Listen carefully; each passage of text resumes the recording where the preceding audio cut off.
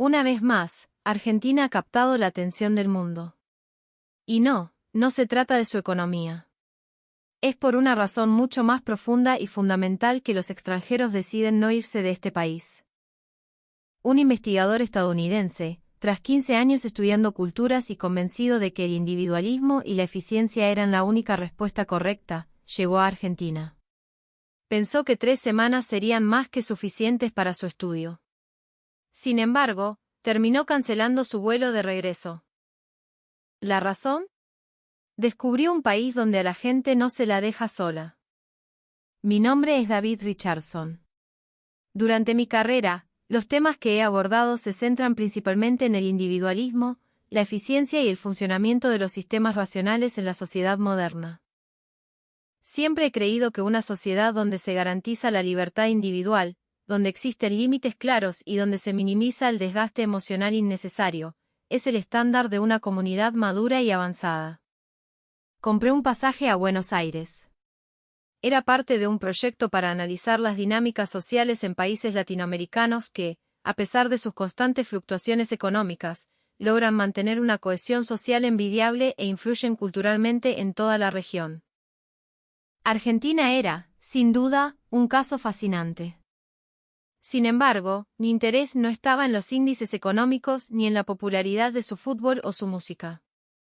Quería saber cómo la gente construía sus relaciones y cómo lograban mantener unida a su comunidad. En el avión, me esforcé por desconectar mis emociones. Como investigador, mantener la objetividad era crucial. Mi plan era claro: recorrer el lugar durante un par de semanas, realizar entrevistas, ordenar los datos y volver a casa. 3 semanas eran suficientes, pensé. Pero desde el momento en que pisé el aeropuerto internacional de Ezeiza, todos mis cálculos empezaron a desmoronarse. La zona de llegadas era como una marea humana.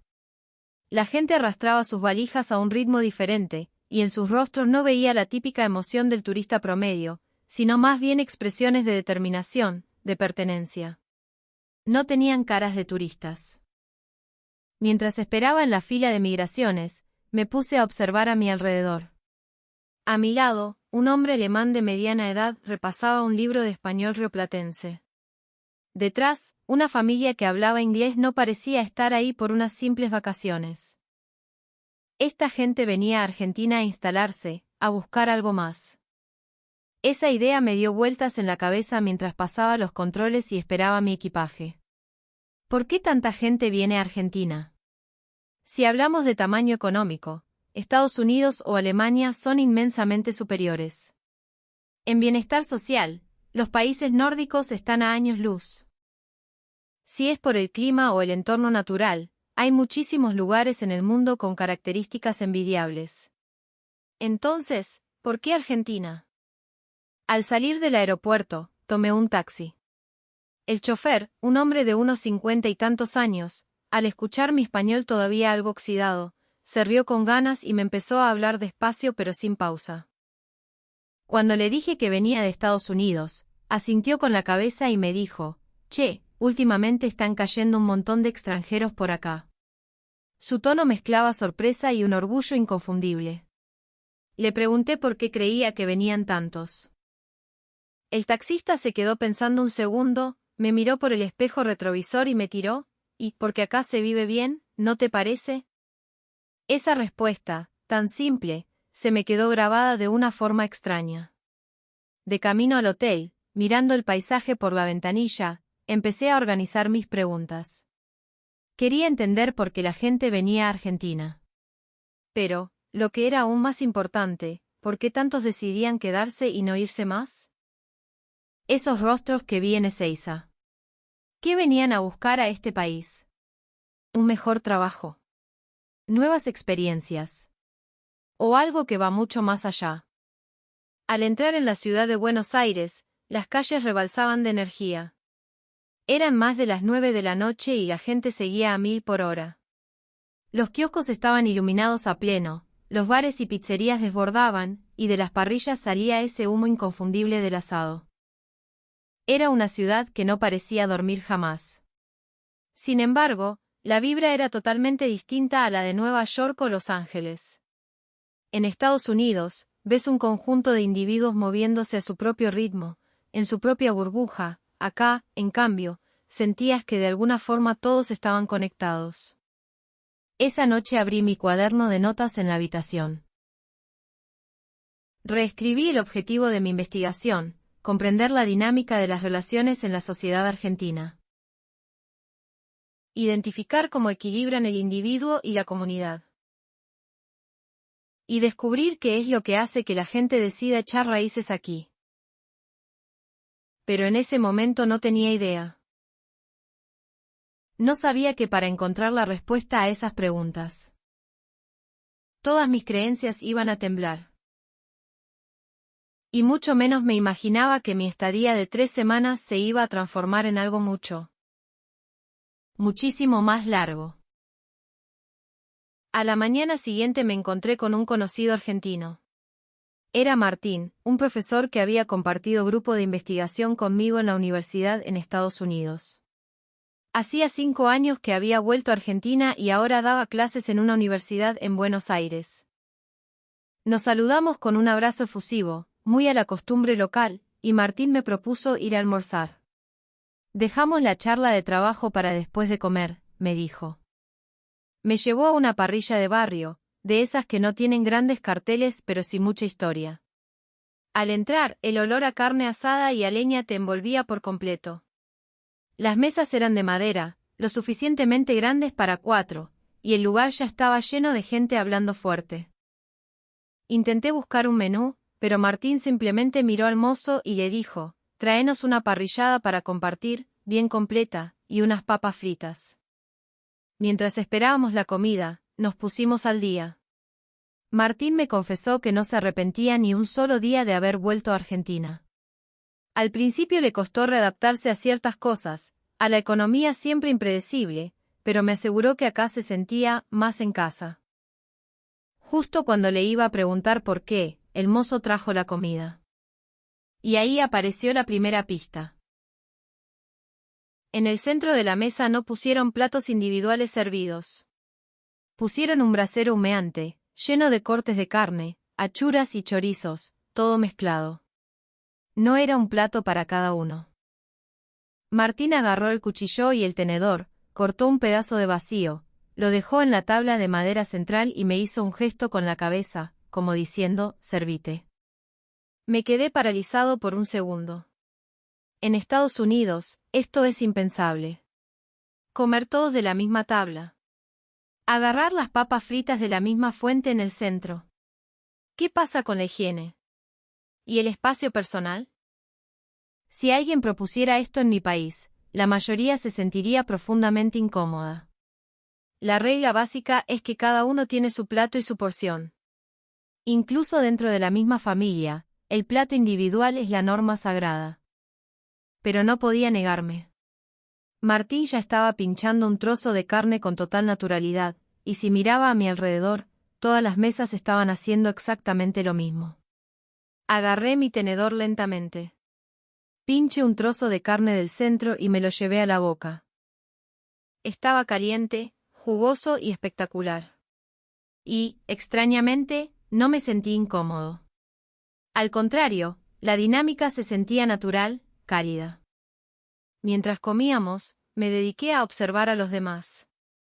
En la mesa de al lado, 4 chicos que parecían universitarios compartían una inmensa porción de milanesa a caballo con papas. Lo curioso era que nadie se apuraba. Nadie competía por comer más o agarrar el mejor pedazo. Parecían ajustar su ritmo al del otro. Mientras uno hablaba y gesticulaba, el otro comía. Cuando el primero dejaba el tenedor, el otro tomaba la palabra. Martín me sacó de mis pensamientos: acá es así. David. La comida se comparte. El asado. La picada. Es para el medio de la mesa. Le pregunté si no les preocupaba el tema de la higiene o la invasión del espacio. Se rió con ganas. Capaz un extranjero lo piensa la primera vez, pero compartir la comida así es una forma de confianza. Comer del mismo centro, pasar el mate boca a boca. Es tratar al otro como si fuera de tu familia. Me aclaró que con un desconocido total uno no se comparte un mate, pero que en cuanto hay un mínimo de conexión, la barrera se rompe. En ese instante, la panera se deslizó hacia mí. Antes de que yo pudiera estirar la mano, Martín ya me había acercado el pan y la salsa criolla. Fue un gesto automático, casi invisible, como soy extranjero, quería asegurarse de que tuviera todo a mano para probar. Le di las gracias, pero por dentro estaba desconcertado. Estos pequeños actos de atención constante me resultaban totalmente ajenos. En Estados Unidos, la regla es que cada uno se arregla con lo suyo. Al salir del restaurante, me quedé pensando. ¿Es esta la esencia de la sociedad argentina? ¿Derribar las barreras y compartirlo todo? Si es así, ¿dónde queda el espacio individual? ¿No es agotador tener que compartir absolutamente todo? Las preguntas no paraban de surgir. Todavía no lograba comprender esta cultura. Pero no lo sabía en ese momento, la escena que acababa de vivir en esa parrilla iba a ser la llave maestra para resolver todos los interrogantes que había traído. El simple acto de compartir de una misma tabla albergaba todas las respuestas para entender a la sociedad argentina. Simplemente, yo todavía no estaba listo para leer ese código. Fue un anticipo, el punto de partida de una verdad que tardaría en aceptar. Después de ese almuerzo con Martín, comencé mi trabajo de campo en serio. Me moví por los barrios universitarios, por zonas de oficinas, hablé con extranjeros que llevaban años viviendo acá, con estudiantes, oficinistas y jubilados. Mi investigación se centraba en el sentido de comunidad en Argentina, y necesitaba escuchar todas las voces posibles. Pero a los pocos días, noté un patrón que me descolocó. Casi todas las personas con las que me cruzaba terminaban la charla con frases idénticas: che, tenemos que comer un asado. Vamos a tomar un café un día de estos. ¿Cuándo nos juntamos a cenar? Al principio, asumí que era mera cortesía. Un saludo formal. Vacío. Como el típico "Let's grab a coffee sometime" de Estados Unidos. Un comentario social que en el 90% de los casos jamás se concreta. Así que mi respuesta inicial era una sonrisa y un sí. Claro. Cuando quieras. Sin embargo, la reacción de los argentinos me desarmó. Sacaban el celular ahí mismo. ¿Qué te parece este jueves? ¿O el viernes a la noche estás libre? Proponían fechas exactas. Querían armar el plan de verdad. Me sentía acorralado y no sabía cómo decir que no, porque ya había aceptado por compromiso. Solo en mi primera semana me vi envuelto en 5 compromisos sociales: almuerzo el lunes, cena el martes, café largo el miércoles, cena el jueves y otra juntada el viernes a la noche. Estaba desesperado. Necesitaba tiempo para ordenar mis notas, para estar solo, y estas reuniones se metían por la ventana en mi agenda. Pero no podía rechazarlas, ya había dado mi palabra y, además, me convencí de que esto también era parte del estudio. Era vivir en carne propia como los argentinos tejen sus redes. El miércoles al mediodía me reuní con una estudiante de doctorado que investigaba sobre cultura latinoamericana. Era 10 años menor que yo, pero su visión de la sociedad era brillante. Nos sentamos en un bodegón cerca de su facultad y pedimos unas pastas para compartir. Mientras comíamos, le pregunté directamente por qué el argentino tiene esa necesidad constante de juntarse a comer o tomar algo. Ella sonrió, como si esperara la pregunta. En Argentina, juntarse a comer o a tomar un mate no es solamente ingerir alimentos. Es una confirmación del vínculo, me explicó. Es la forma de decirte, seguimos conectados, me importás. Por eso, si te cruzas con alguien que no ves hace mucho, decirle, vamos a comer algo, es casi obligatorio. Si no lo haces, el otro siente que la relación se enfrió o que no te interesa más. Asentí. Pero por dentro mi mente analítica se rebelaba. Si todas las relaciones hay que mantenerlas a base de cenas y cafés. ¿En qué momento uno tiene tiempo para sí mismo?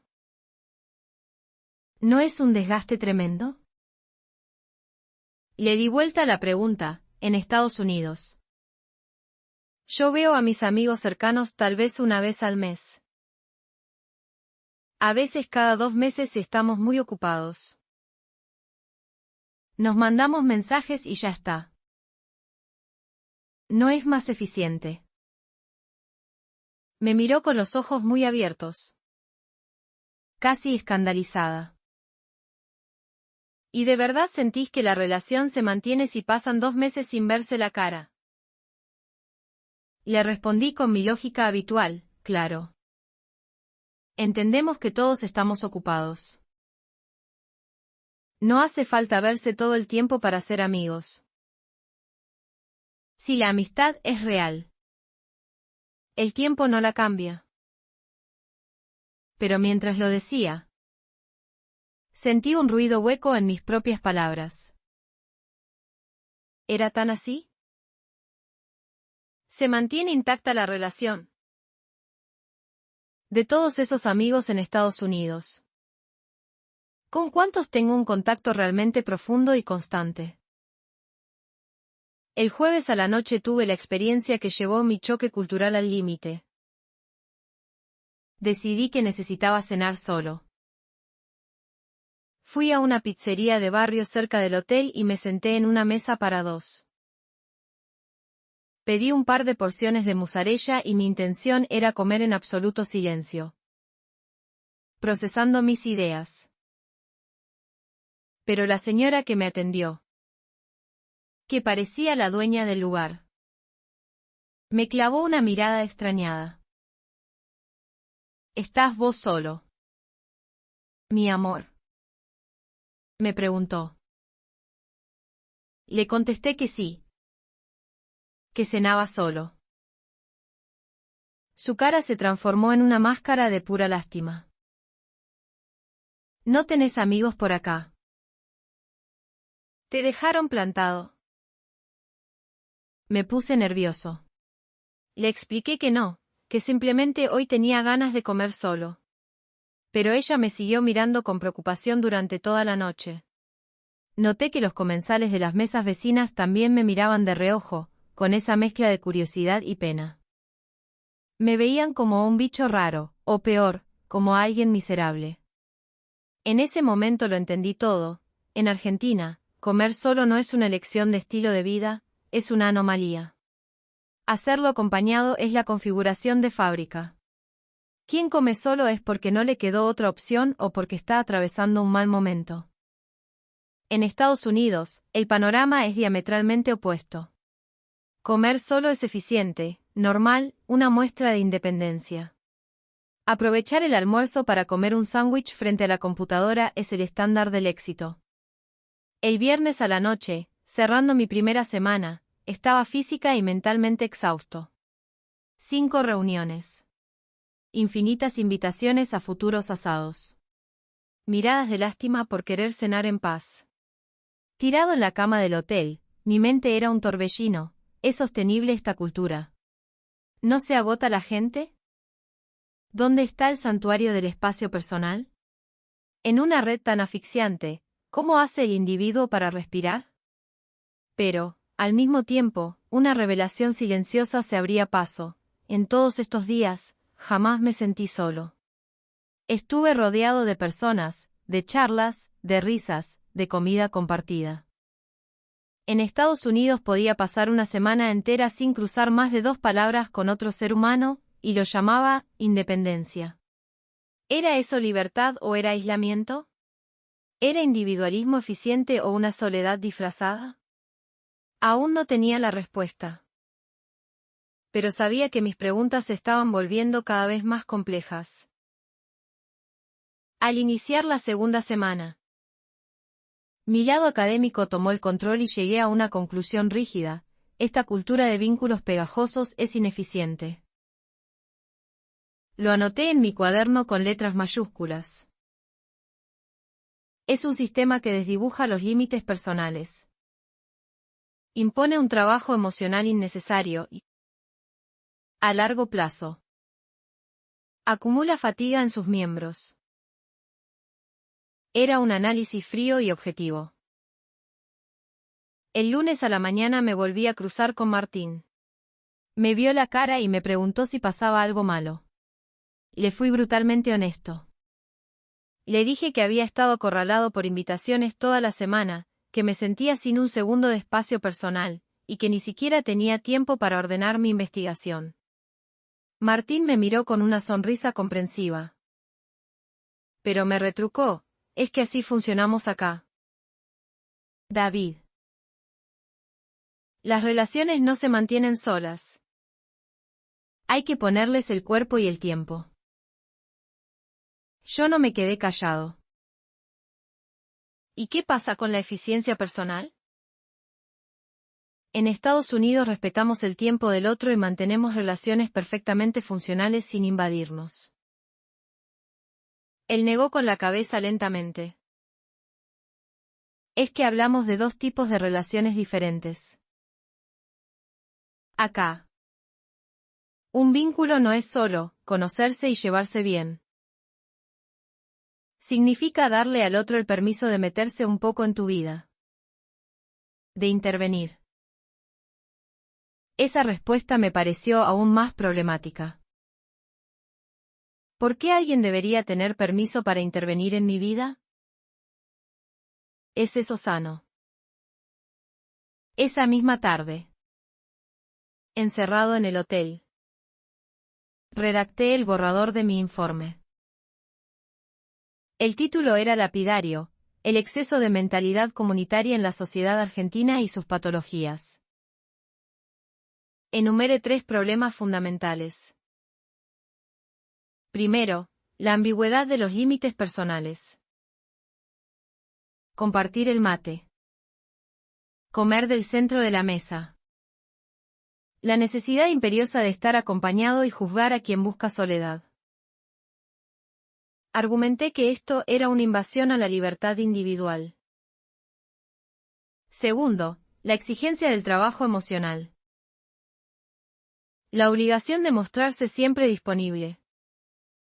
De preguntar por la familia del otro.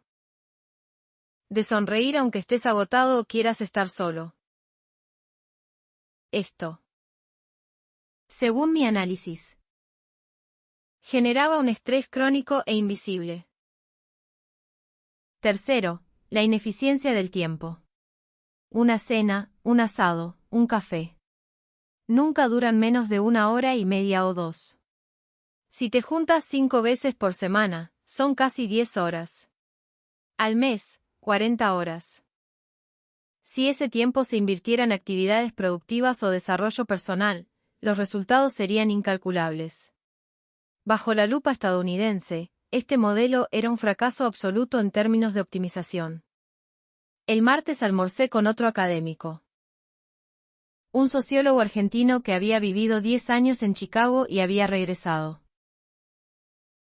Le expuse mis teorías con cuidado. Le dije que el modelo argentino me resultaba ineficiente. Un sumidero de tiempo y emociones. Él se rió. Tomó un sorbo de vino y me contestó, cuando recién volví de Estados Unidos. Pensaba exactamente igual que vos. Todo me parecía una pérdida de tiempo. Me desesperaba. Pero hoy pienso distinto. Le pregunté qué lo había hecho cambiar de opinión.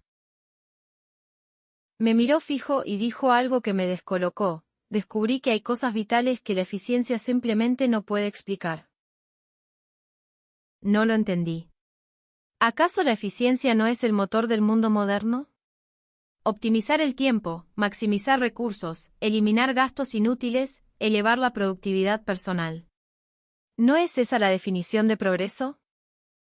Argentina podía tener mucha cultura, pero su entramado social me parecía anclado en un modelo arcaico y anticuado. El miércoles a la noche salí a caminar solo. Miraba los bares de Palermo. Las pizzerías de la avenida Corrientes. Todos explotaban de gente. Mesas largas. Grupos grandes. Risas. Botellas compartidas. El tiempo ahí adentro parecía detenerse. Nadie miraba el reloj. Nadie se quería ir. Pensé, ¿cómo puede sostenerse esto en un mundo hipercompetitivo y globalizado? ¿Cómo pueden sobrevivir gastando tanto tiempo en cosas improductivas? Esa noche, antes de dormir, escribí la conclusión de mi informe: el apego comunitario excesivo en Argentina terminará por desgastar al individuo. La falta de límite genera fatiga, el trabajo emocional constante vacía la autenticidad, y la ineficiencia horaria mina la competitividad. Este es, sin duda, el talón de Aquiles de su sociedad. Estaba seguro. Tenía 15 años de academia y teorías respaldando cada una de mis palabras. Mi lógica era perfecta. Pero no sabía que toda esa arrogancia académica estaba a punto de hacerse pedazos. Y el derrumbe llegó en forma de una simple gripe. El jueves me desperté sintiéndome pésimo.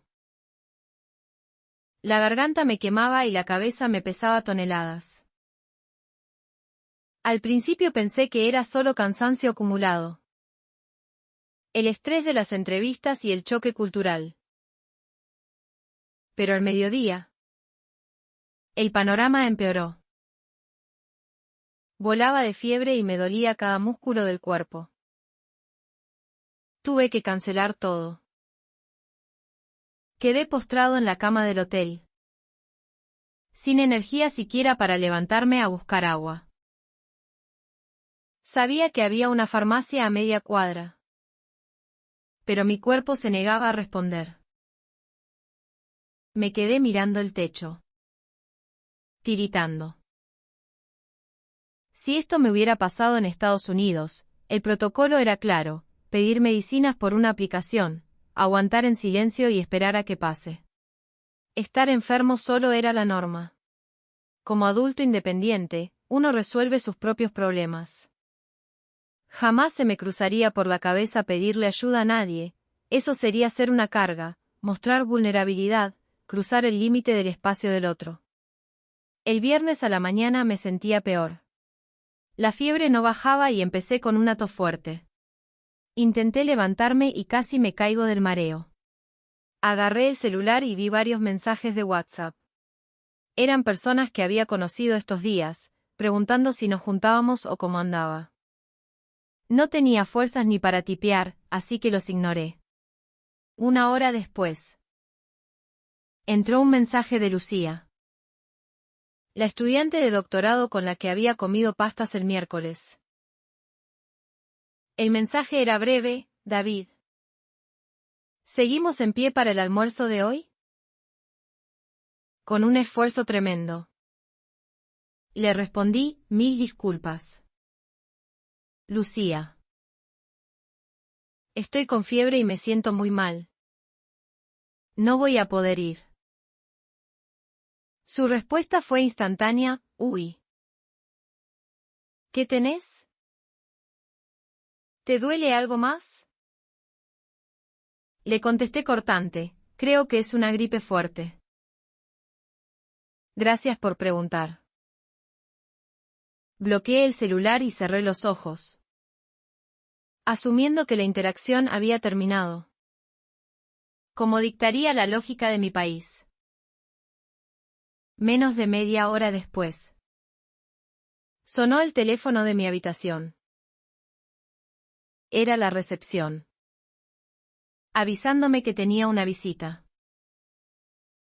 A los 2 minutos, tocaron la puerta. Me levanté arrastrando los pies y al abrir, ahí estaba Lucía.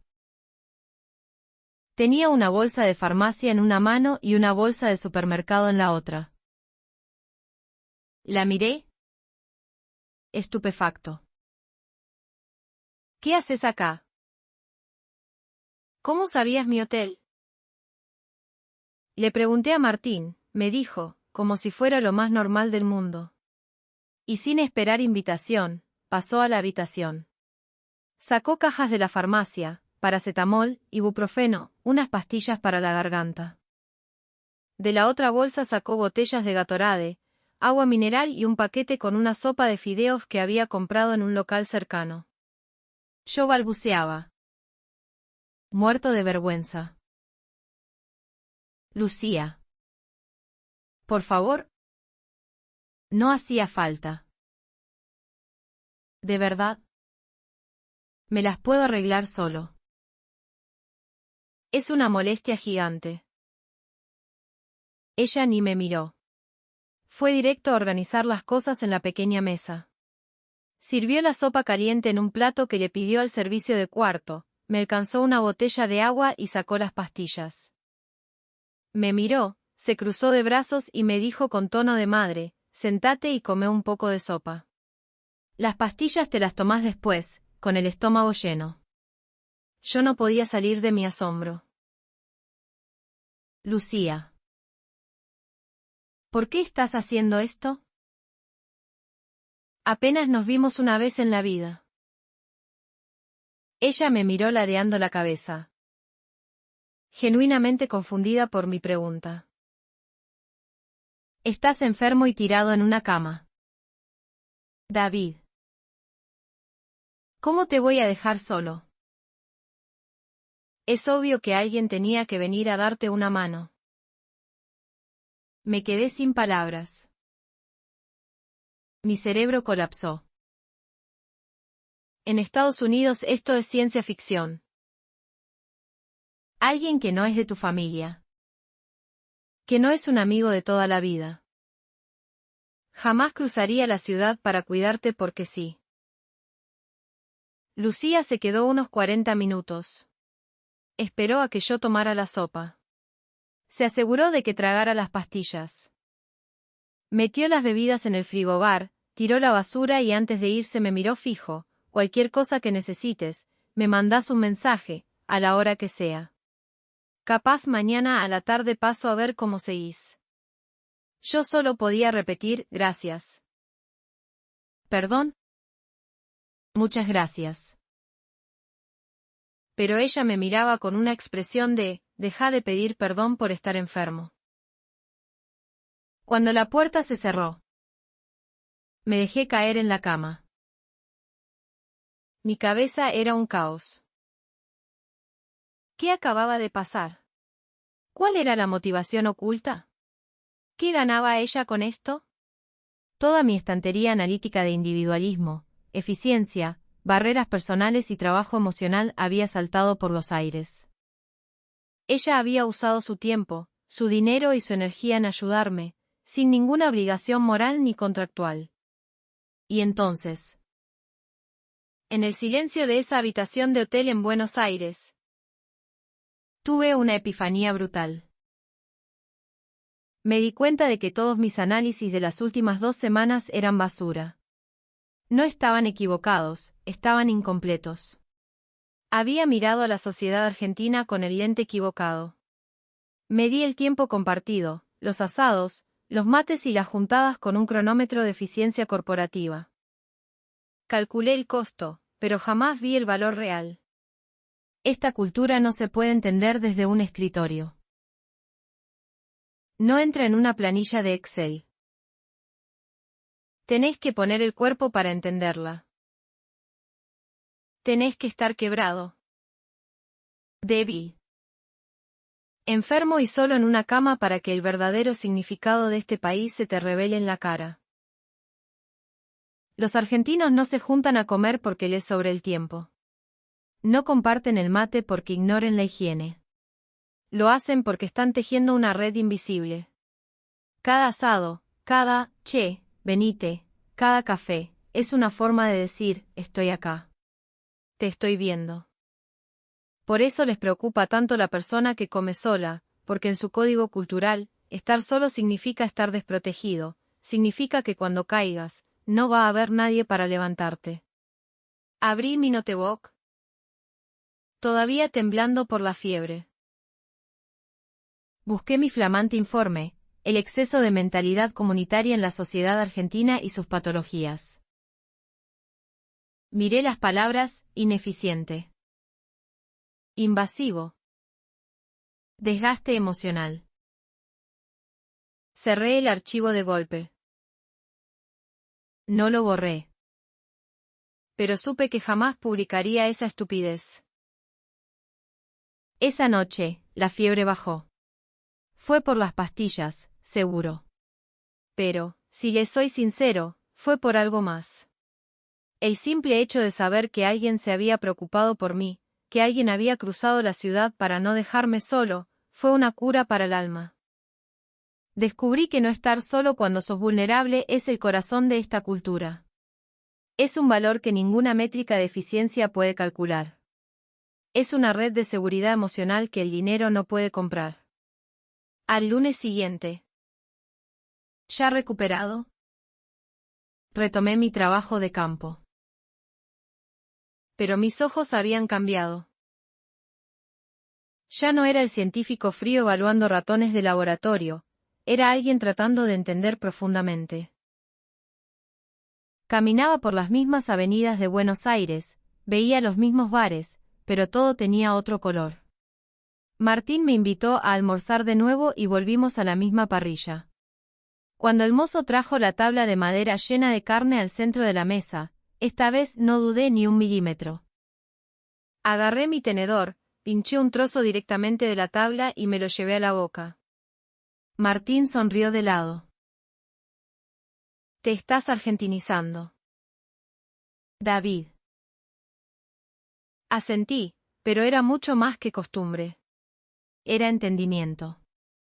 Esa tabla de carne en el medio no era vajilla comunitaria, era un contrato de confianza.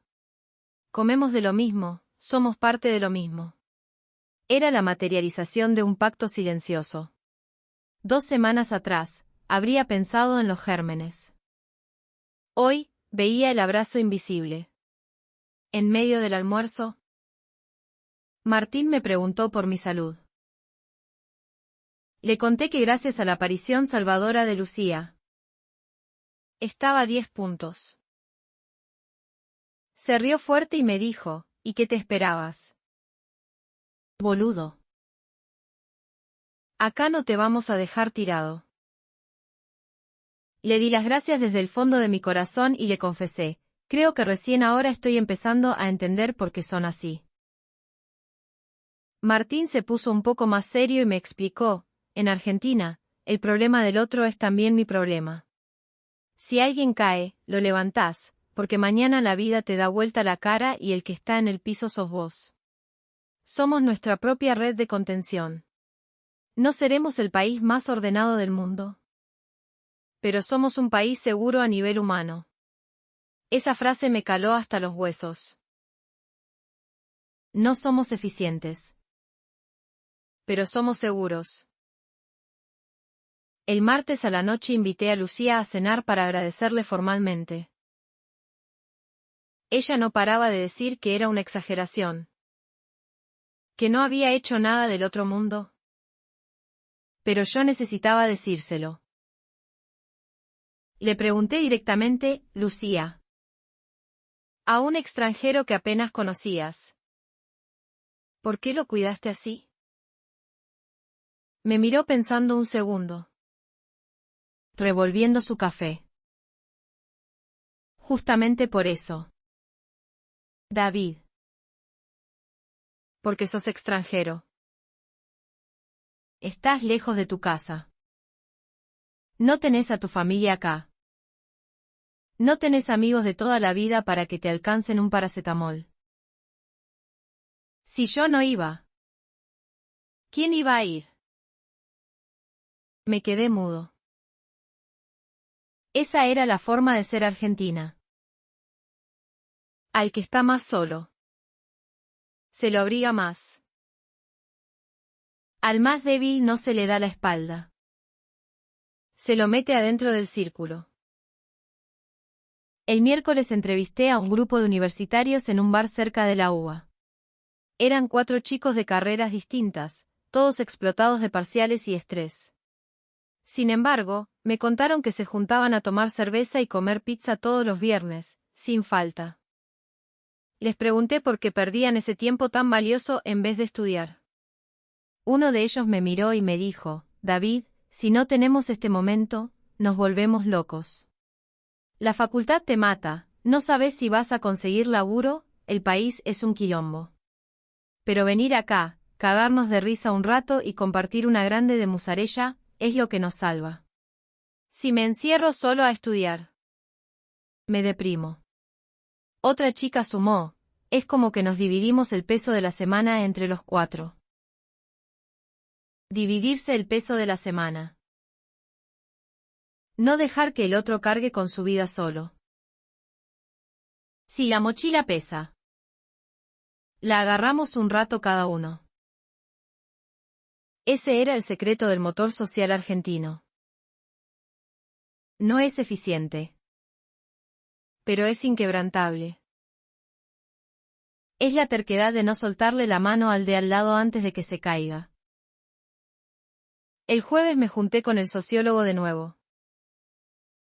Le confesé que mi visión había dado un giro de 180 grados.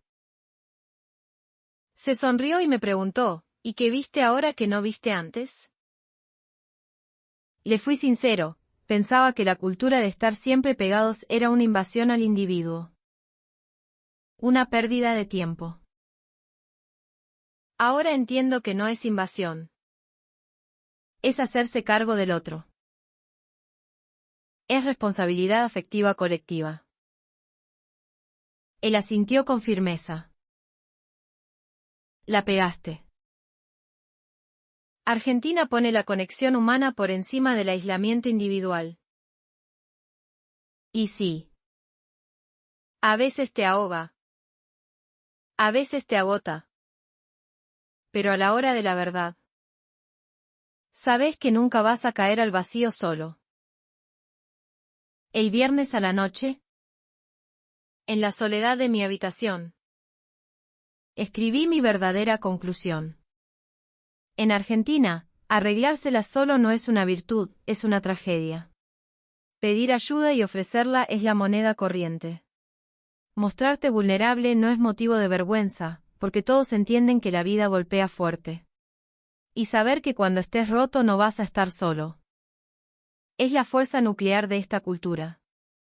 Mirando por la ventana hacia las luces de Buenos Aires, comparé ambos mundos.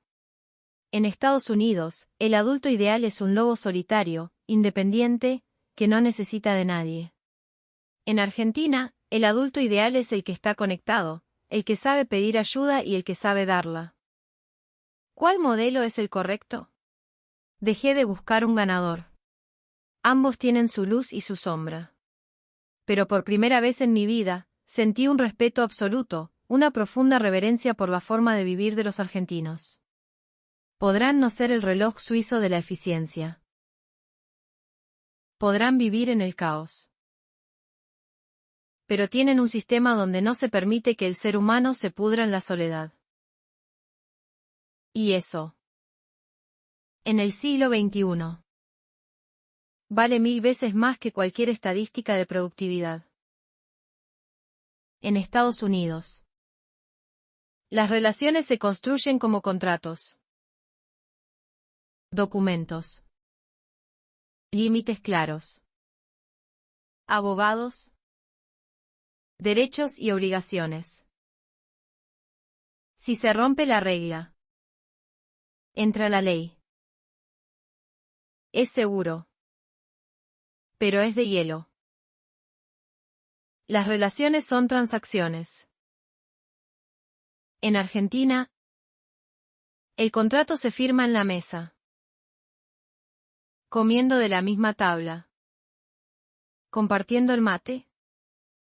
Escuchando los mambos del otro. Cuidándolo cuando le sube la fiebre. No hay un papel firmado.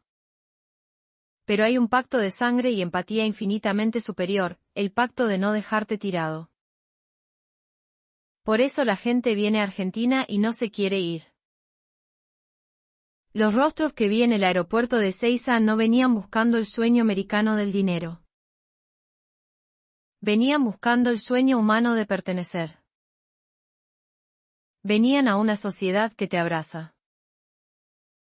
El domingo a la mañana. Agarré mi computadora y cancelé mi vuelo de regreso a Los Ángeles. Mi plan de 3 semanas había expirado, pero yo no me podía ir. Mi investigación sobre números y eficiencia estaba muerta, porque la sociedad argentina no se puede medir, se tiene que vivir. Le mandé un mensaje a Martín contándole que me quedaba un tiempo más. Me contestó con un audio riéndose: sabía que no te ibas a ir, yanqui boludo. Lucía también me escribió, proponiendo una cena para la semana entrante. Y esta vez, esa invitación no me pareció una invasión a mi agenda. Me pareció un regalo. Argentina. El país que no te deja solo. Un lugar caótico. Intenso. Ruidoso. Que a veces te saca de quicio. Pero que tiene una cultura que se niega a rendirse ante la frialdad del mundo moderno. Si te caes, te levantan, si estás enfermo. Te tocan la puerta con un plato de sopa. Mi conclusión final es clara: la gente no se queda en Argentina por la economía. Ni por los paisajes. Se quedan porque es uno de los últimos lugares en la Tierra donde es imposible sentirse completamente solo. Y yo me quise quedar para aprender a vivir así. Para dejar de ser una máquina eficiente. Y volver a ser humano.